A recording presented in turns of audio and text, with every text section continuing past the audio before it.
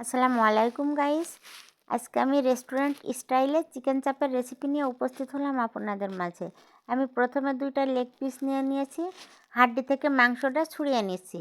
আপনারা লক্ষ্য করলেই বুঝতে পারবেন কিভাবে ছাড়িয়ে নিয়েছি।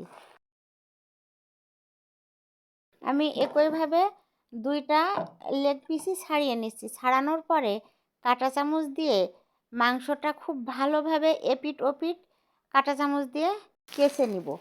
এইভাবে খুব ভালোভাবে কেচে নেওয়ার পরে সাইড করে রেখে দিচ্ছি। এদিকে আমি সাদা সরিষা নিয়েছি 1 চা চামচ। সরিষা বেটে নিয়ে 6 পিস কাবাব চিনি দিয়ে দিয়েছি আর 7 কোয়া রসুন দিয়ে দিয়েছি।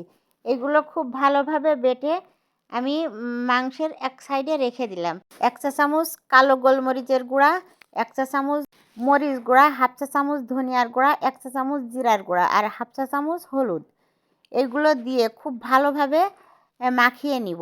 স্বাদ মতো লবণ দিয়ে দিয়েছি আর দিয়েছি 2 চা চামচ সয়া সস। এগুলো দিয়ে আবারও খুব ভালোভাবে মিশিয়ে নিতে হবে। একদম সবশেষে দিয়ে দিচ্ছি 2 থেকে 3 চা চামচ সরিষার তেল। সরিষার তেলটা দিয়ে ভালোভাবে মাখিয়ে 30 মিনিট রেস্টে রেখে দিব।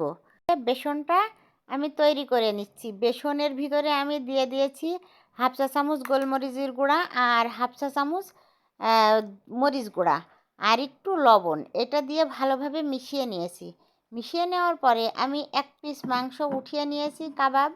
উঠিয়ে নিয়ে খুব ভালোভাবে চেপে আমি বেসনটা লাগিয়ে নিচ্ছি। বেসনটা এপিট ওপিট ভালোভাবে লাগানোর পরে মাংসের পিসটা একটু ধরে ঝাঁকিয়ে নিব যাতে বেসনটা ভালোভাবে পড়ে যায় ওর গা থেকে। এবার আবারও চেপে মাখিয়ে নিয়ে ভালোভাবে ঝাঁকিয়ে এবার পর্যাপ্ত তেল গরম করতে দিয়েছি।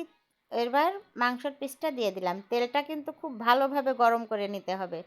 ভালোভাবে গরম করে না নিলে বেসনটা মানে সাথে ঝরে যাবে তেলের সাথে আর মশলাগুলো সব বের হয়ে যাবে। এই জন্য পর্যাপ্ত তেল গরম করে নিলে আপনার ওইটা সাথেই মানে ভাজা হয়ে যাবে। আর আমি যেটা করেছি প্রথমে হাই হিটে দিয়ে ভেজে নিয়ে আর লোতে দিয়ে 3 মিনিট মতো ভেজে নিয়েছি। এইভাবেই আমার কাবাবটা ভাজা হয়ে গেছে। কাবাবটা খেতে দারুণ হয়েছিল। সে যে কী টেস্ট সেটা বলা যাবে না। মানে 3টা করা হয়েছে। আপনাদের কাছে একটা প্রশ্ন, ছোট পিসটা সবসময় কার হয় পরিবারের? এটা তার জন্য। আর 1 চা চামচ আদার গুঁড়া আছে। আল্লাহ হাফেজ। না।